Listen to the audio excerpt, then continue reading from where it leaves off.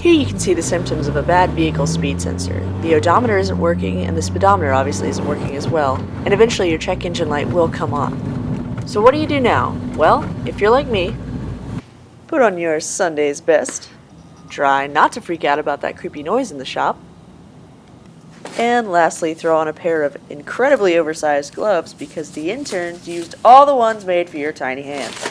You guys are the worst. Just kidding, you rock. Now that you're all set up, we're going to source where the actual speed sensor is. It's right under where that throttle body and air filter connect. It's pretty small. You see where the connector fits into the speed sensor here, and the left and right hand bolts that we'll be removing in a second. Now, in order to access those two bolts, we're going to have to remove the air filter from the throttle body. It'll allow you a little bit more wiggle room with the tools you'll need in there, so go ahead and set that off to the side. Now that you have access to the speed sensor, you unplug it from the top, and now that you've cleared out those two bolts down there that I showed you earlier, you really just pull this bad boy on out.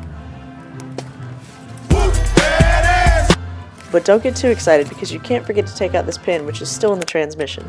You don't want to leave that in because it kind of negates the point of the whole swap. So what you're going to do is take that out and make sure you don't drop it in there, and this is what you're looking for. So this is how your new pin should go into the speed sensor. Just plug in that rear side so the wings are sticking outward.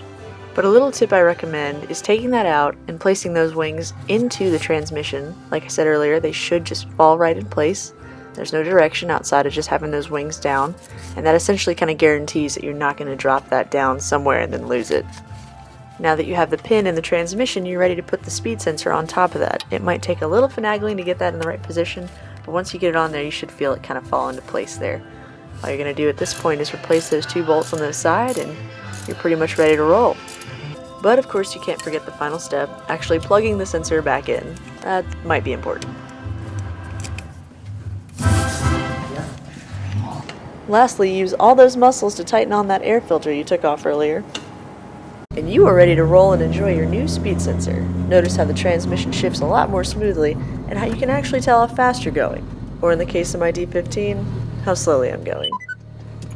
Let's go.